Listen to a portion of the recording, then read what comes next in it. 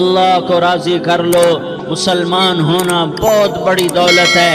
میں 6 بر اعظم پھرا ہوں، دنیا کے بادشاہوں سے ملا ہوں، مالدار فقیروں سے ملا ہوں، جنہیں اللہ کا نہیں پتہ ان سے زیادہ درد مند انسان دنیا میں کوئی نہیں۔ جنہوں نے اللہ کو بھلا دیا ان سے زیادہ دکھی انسان کوئی نہیں۔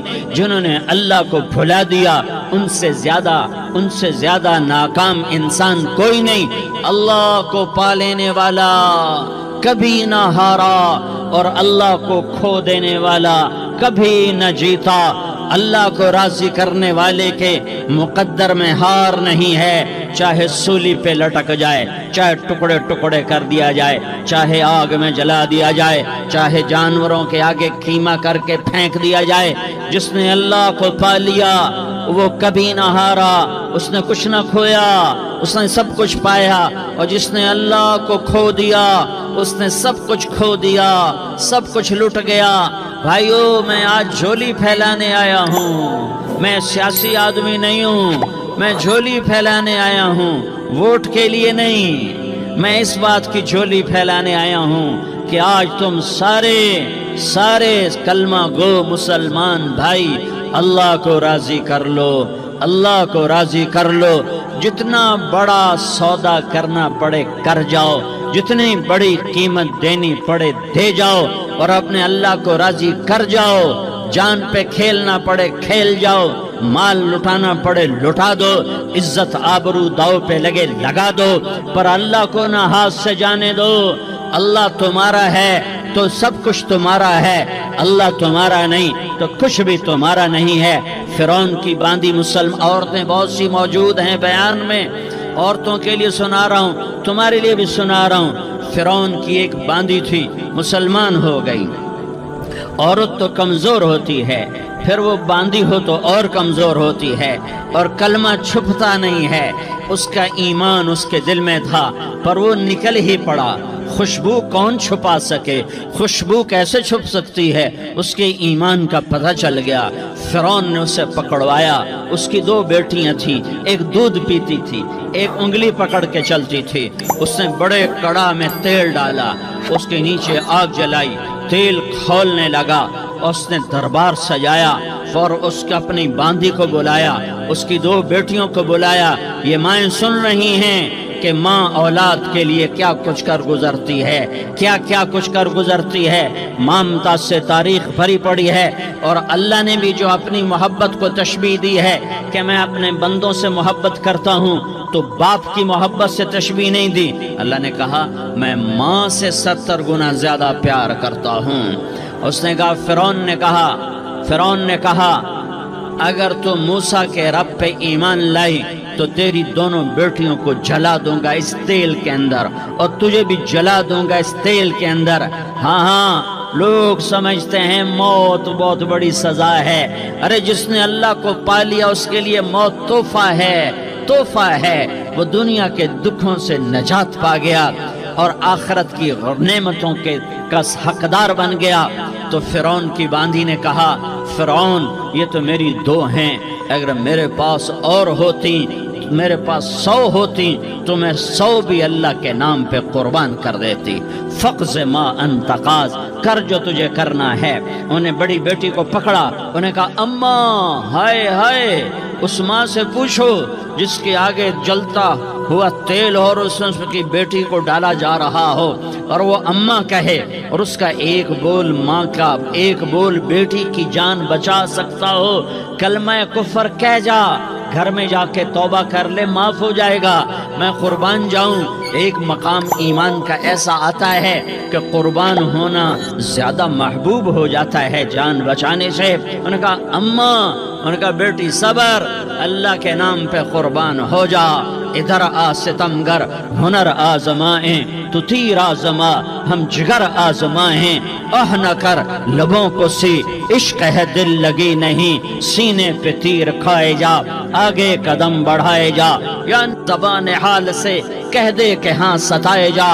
ہاں عشق کی آگ ऐसे ही भड़कती है, शमें ऐसे ही फरोज़ा होती हैं, ये कुमकुमे तो बुझ जाते हैं, लेकिन ये ईमान वाले जो शमें जला गए ये आज तक रोशन हैं, जिनकी रोशनी में चलने वालों को रास्ता मिल रहा है। उन्हें बड़ी बच्ची को पकड़ा, टांगों से पकड़ के यूं डाला, वो हाय करती गई और वो चटक गई और वो जल गई और वो भुन गई मछली की तरह, तली गई मछली की तरह। माँ है, उसका कलेजा फट गया, लेकिन आंखों से आंसू का एक कतरा नहीं निकला। सबर देखना हो तो इसे देखो, सबर पढ़ने से नहीं आता, इसे देखो, इसे देखो। एक कतरा नहीं निकला तो उसने कलेजा फट गया, तो अल्लाह ने माँ की आंखों से पर्दा हटाया और उसने देखा अपनी बेटी की रूह को निकलते हुए। बेटी कह रही अम्मा सब्र करो, अभी जन्नत में इकट्ठे हो जाएंगे। फिर उन्हें छोटी बच्ची को पकड़ा, दूध पीती, जिसे पता भी नहीं मेरे साथ क्या होने वाला है, उसकी तो आह भी ना निकल सकी, और उसे उन्होंने तेल में डाल दिया और वो जल के कोयला हो गई। माँ की आंखों से पर्दा हटाया, अल्लाह ने माँ ने बच्ची की रूह को निकलते देखा, कहा अम्मा सबर सबर, अभी इकट्ठे हो जाएंगे। फिर जब उसको पकड़ने लगे तो उसने कहा फिरौन मेरी एक ख्वाहिश पूरी करोगे? का क्या? का जब मुझे भी जला दो तो मुझे और मेरी बेटी की हड्डियां बाहर ना फेंकना, हमें इकट्ठे कहीं दफन कर देना, इकट्ठे कहीं दबा देना। फिरौन ने कहा हाँ तुम्हारी ये ख्वाहिश पूरी कर दी जाएगी। हाँ, दुनिया में अल्लाह फिरौनों को मोहलत देता चला आया, लेकिन फिरौनों को मार के दिखाया। नमरूदों को मोहलत देता चला आया, फिर नमरूदों को मार के दिखाया। कारूनों को मोहलत दी, फिर कारूनों को मार के दिखाया। फिर जन्नत और जहन्नम का निजाम बनाया। फिर एक दिन मुझे भी खड़ा करेगा और तुम्हें भी खड़ा करेगा। फिर एक तबका जन्नत का हकदार बनेगा, एक तबका आग का हकदार बनेगा। फेंक दिया, जल गई, हड्डियां निकल आई, उन्हें हड्डियों को उठाकर जमीन में दबा दिया।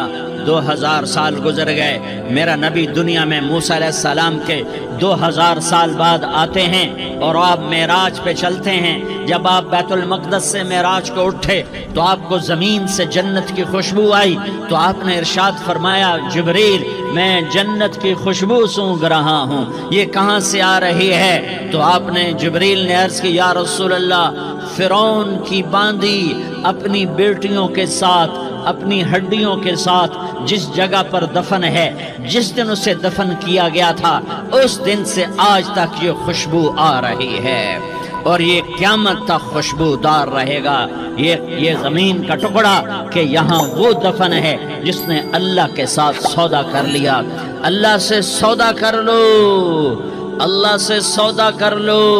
ये सौदा हुसैन ने किया अल्लाह के साथ। एक सौदा यजीद ने किया, उसने खून बहाया, उसने जुल्म किया। अरे जालिम कभी हरा नहीं होता और मजलूम कभी खुश्क नहीं होता। जालिम पे कभी बहार नहीं आती और मजलूम पे कभी खिज़ां नहीं आती। अल्लाह जालिम को मोहलत जरूर देता है, लेकिन एक दिन है जब अल्लाह जन्नत को सजाएगा और जहन्नम को भड़काएगा और तराजू को लटकाएगा और पुल सिरात को कायम करेगा और अपने अर्श को लाएगा और खुद फरिश्तों को बुलाएगा।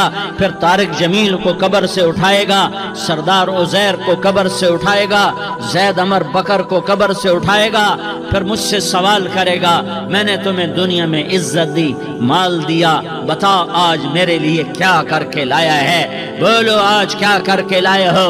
या अल्लाह की क़यामत से टक्कर ले जाओ, या अल्लाह की जहन्नम को पानी से बुझा दो, या अल्लाह की जन्नत को आग लगा दो, या कब्र में जाने से इनकार कर दो, या मौत से लड़ने की ताकत दिखा दो, या ये तर्ज जिंदगी छोड़ो जिसने हमें हलाक कर दिया, अल्लाह के सामने रुसवा कर दिया। मौत है, जन्नत है, जहन्नम है, आखिरत है, अल्लाह है, रिसालत है, मोहम्मद मुस्तफ़ा की हस्ती है जो तुम्हारे लिए पिस गया, लुट गया, दान तोड़वाए, خون خون ہوا، جاؤ جاؤ چلو میرے ساتھ، میں تمہیں طائف کے پہاڑوں میں لے جاؤں اور میں تمہیں وہاں کھڑ کے سوال کروں، کاش طائف کے پہاڑوں کی زباں ہوتی تو وہ سب سے پہلے ہمیں تمہیں لان تان کرتا، ارے تمہیں شرم نہ آئی کہ تمہارا نبی تمہارے لیے خون و خون ہو گیا۔ اس کے 2 دفعہ آسمان کے فرشتے روئے ہیں، 2 دفعہ آسمان کے فرشتے روئے ہیں۔ ایک 4000 سال پہلے جب ابراہیم بوڑھا باپ 96 سال کی عمر اور 6 سال کا بچہ، اور حکم دیا جا رہا ہے دشمن کے گلے پہ چھری چلانا تو بڑا آسان ہے کہ انسان جب وحشی بن جاتا ہے، جانور بن جاتا ہے، سانپ بن جاتا ہے تو اسے ڈسنے میں کوئی آر نہیں ہوتا، اسے کاٹنے میں کوئی آر نہیں ہوتا، لیکن سامنے تو اسماعیل کھڑا ہے، 86 سال کی عمر میں بیٹا ملا اور باپ 92-94 سال کا بوڑھا ہو گیا، اور میرا رب کہتا ہے ابراہیم اسماعیل کی گردن پہ چھری چلا دے، میں دیکھنا چاہتا ہوں تو میرا ہے یا اسماعیل کا ہے، تیرے دل میں میں ہوں یا اسماعیل ہے؟ کہ میرے رب ہزاروں اسماعیل تجھ پہ قربان کر دوں۔ چھری اٹھائی، فلسطین سے چلے اور پہنچے مکہ مکرمہ، بیوی سے کہا بچے کو تیار کرا دو، سیر کرانے لے جا رہا ہوں، بچے کو تیار کرایا۔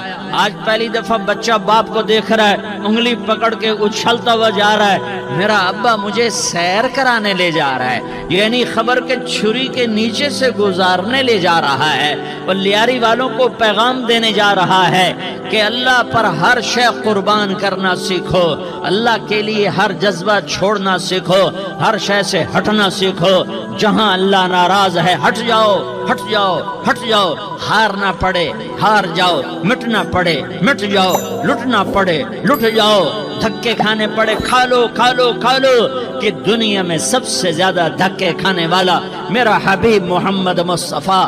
مجھے لیاری کا کوئی گھر دکھاؤ جہاں غریب نے پیٹ پہ پتھر باندھا ہو، آؤ میں تمہیں دکھاتا ہوں۔ میرا نبی مسجد نبوی میں بیٹھا ہوا ہے اور ایک صحابی آتا ہے اور آ کر یوں کپڑا اٹھاتا ہے، کہتا یا رسول اللہ ادھر دیکھو، میں نے پیٹ پہ پتھر باندھا ہوا ہے، بھوک کی وجہ سے میں سیدھا نہیں ہو پا رہا۔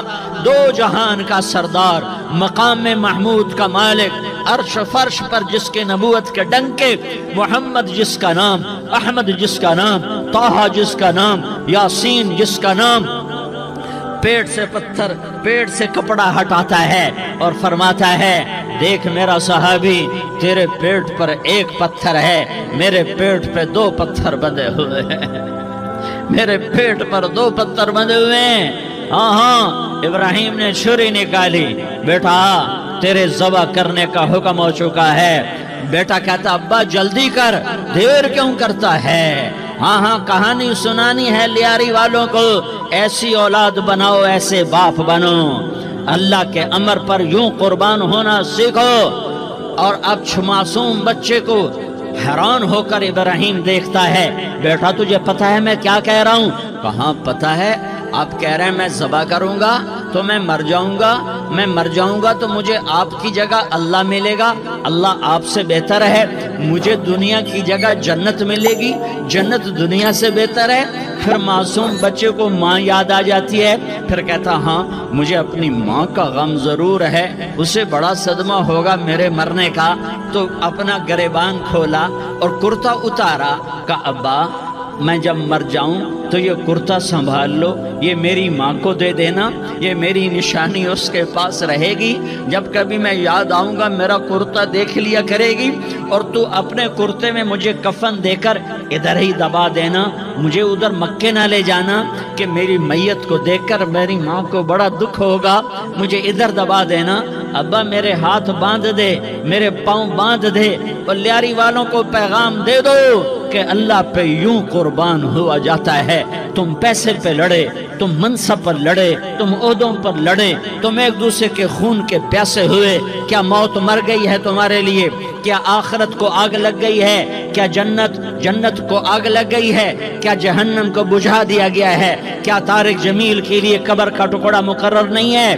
کیا اس کی جان کے نکلنے کا وقت مقرر نہیں ہے؟ کیا منکر نکیر میرے پاس آنے والے نہیں ہیں؟ تمہارے پاس آنے والے نہیں ہیں؟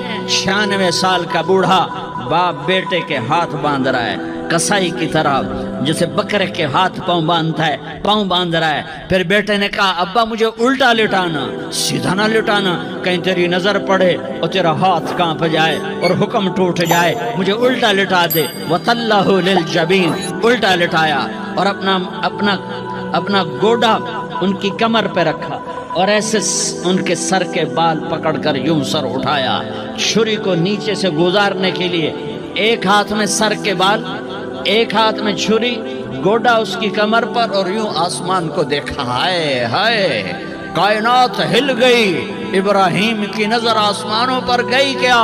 فرشتوں میں ہلچل مچ گئی۔ فرشتوں کو کیا خبر کہ آگے کیا ہونے والا ہے؟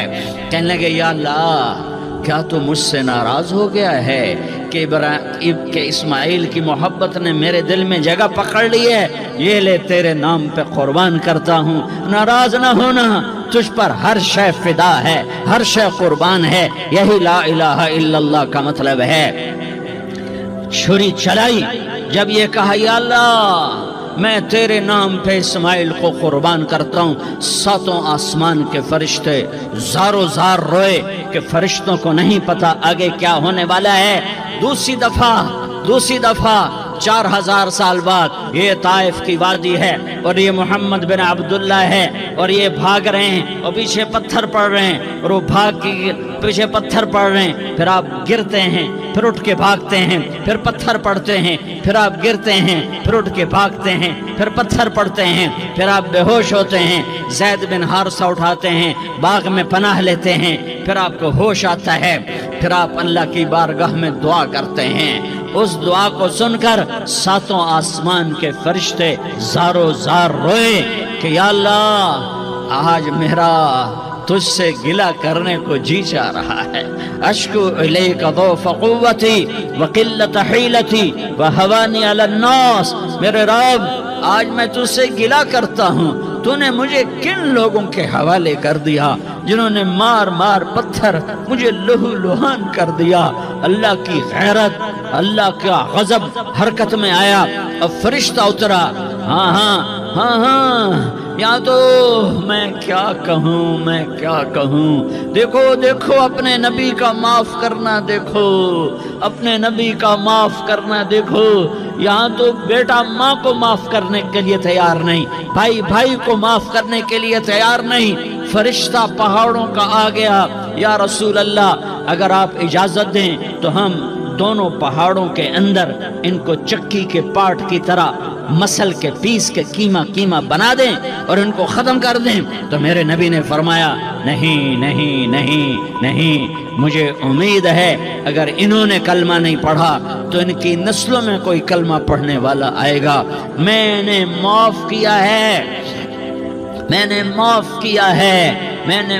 کیا ہے، اللہ کو پا لیا، سب کچھ پا لیا، اللہ کو کھو دیا، سب کچھ کھو دیا۔